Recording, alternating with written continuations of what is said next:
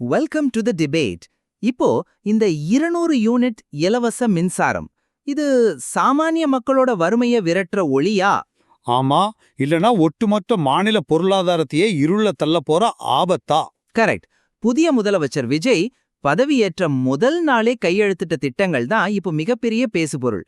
அதிலும் குறிப்பா இந்த இலவச மின்சார அறிவிப்பு. கண்டிப்பா. ஏன்னா இது சாதாரண விஷயம் இல்ல. ஆமாம், என்னோட நிலைப்பாடு என்னன்னா, இந்த அறிவிப்புகள் ஒரு வெளிப்படையான நிர்வாகத்துக்கும் மக்களுக்கான உடனடி நிவாரணத்துக்கும் போடப்பட்ட ரொம்ப வலுவான அடித்தளம். ஆனா, நான் இத முற்றிலும் வேற கோணத்துல பாக்குறேன். இது மக்கள் மத்தியில வரவேற்பு பெறறதுக்கான ஒரு அரசியல் நகர்வு, அவ்வளவுதான். ஓ, அரசியல் நகர்வுன்னு நினைக்கிறீங்களா? நிச்சயமா. ஏன்னா ஏற்கனவே பல லட்சம் கோடி கடனில் தத்தளிக்கும் மின்சார வாரியத்துக்கு இந்த 200 யூனிட் இலவசம் என்பது ஒரு ஈடு செய்ய முடியாத பொருளாதார பேரழிவை உருவாக்கும். இதுதான் என் வாதம். ஒரு நிமிஷம். ஒரு புதிய அரசு பதவி ஏற்கும்போது மக்களின் அடிப்படை பொருளாதார சுமையை குறைக்கிறது தான் முதல் கடமை. அதுக்காக மாநிலத்தோட நிதியை யோசிக்க வேண்டாமா? இருங்க சொல்றேன்.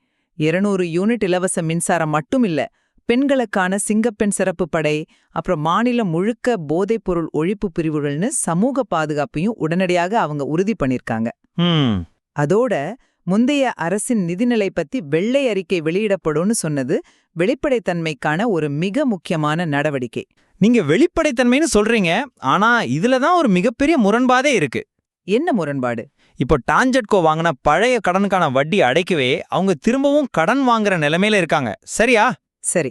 அப்படி இருக்க எந்த ஒரு புதிய வருவாய் ஆதாரமும் இல்லாம பலாயிரம் கோடி கூடுதல் செலவு வைக்கிற ஒரு திட்டத்தை முதல் நாளே அறிவிக்கிறது எப்படி ஒரு பொறுப்பான நிர்வாகமாகும்? அங்கதான் நீங்க அந்த வெள்ளை அறிக்கை விஷயத்தோட முக்கியத்துவத்தை கவனிக்க தவறுறீங்க. எப்படி? அரசுக்கு அவங்களோட நிதிநிலை பத்தின பிரக்ஞை இருக்கு அப்படிங்கிறது தானே அது காட்டுது. உண்மையான நிதிநிலை என்ன அப்படிங்கறத ஆராய்ந்து பார்த்துட்டு அதுக்கேற்ப இந்த திட்டங்களை அவங்க பொறுப்பா கையாளுவாங்க. இதை எப்படி சொல்லலாம் தெரியுமா? சொல்லுங்க. அதாவது உங்க உடம்புல என்ன பிரச்சனை, ஏன் இவ்வளவு பலவீனமா இருக்கீங்கன்னு தெரிஞ்சுக்க முழுமையா ஒரு மெடிக்கல் ஸ்கேன் பண்ண போறீங்க. ஆனா அந்த ஸ்கேன் ரிப்போர்ட் வர்றதுக்கு முன்னாடியே புதுசா ஒரு கிரெடிட் கார்டை தேய்ச்சி விலை உயர்ந்த ஒரு சொகுசு கார் வாங்குறதுக்கு சமம் இது. இது கொஞ்சம் ஓவரான ஒப்பீடு. இல்ல, லாஜிக் யோசிச்சு பாருங்க. கஜானா கடல்ல இருக்குன்னு ஒரு வெள்ளை அறிக்கை தயார் பண்ணிக்கிட்டே மறுபுறம் கூடுதல் சுமையை ஏத்துற இலவச அறிவிப்பு அதே நாள்ல வெளியிடுறது முரண்பாடு தானே?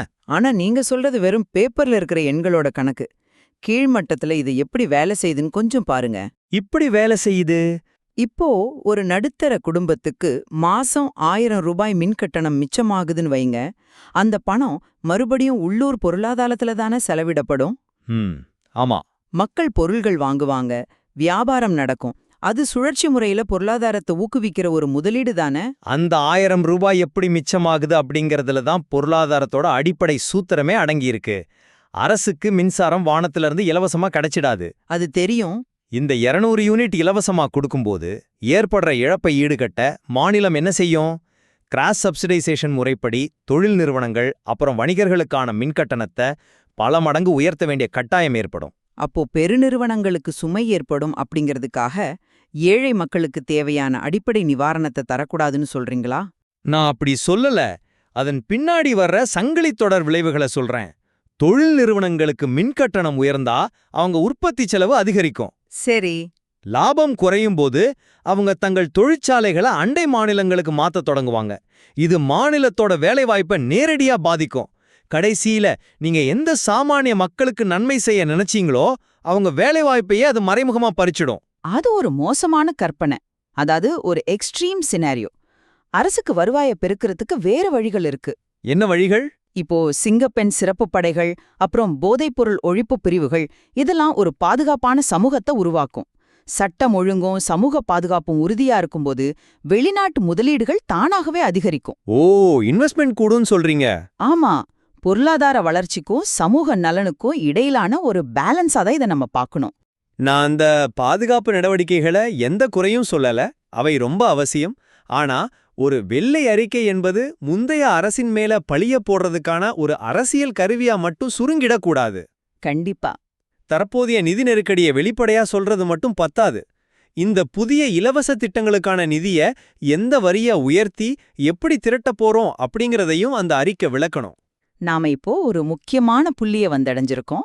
ஆமாம். மக்களின் அன்றாட வாழ்வாதாரத்தை உயர்த்தி அரசியல் நம்பிக்கையை பெறதுக்கும் மானியத்தோட நீண்டகால நிதிநிலைய காக்கிறதுக்கும் இடையில உள்ள ஒரு மிக கடினமான கயிற்றின் மேலதான் எந்த ஒரு புதிய அரசும் நடக்கணும். இந்த விவாதம் அதை தெளிவா உணர்த்துது. உண்மைதான். குடிமக்களோட பர்சன் இறப்பணும் அப்படிங்கிற நோக்கத்துல மாநிலத்தோட கஜானாவை முற்றிலுமா காலியாக்காம எப்படி சமாளிக்க போறாங்க என்பதுதான் இனி வரப்போகும் மிகப்பெரிய சவால். கரெக்ட். இதுல எந்த பார்வை சரியானது அப்படிங்கறத நேயர்களாகிய உங்க முடிவுக்கே நாங்க விட்டுடுறோம். வரப்போகும் அந்த வெள்ளை அறிக்கை இந்த வாக்குறுதிகளுக்கான உண்மையான ரியாலிட்டி செக்கா அமையுமான்னு பொறுத்திருந்து பார்ப்போம். நிச்சயமா.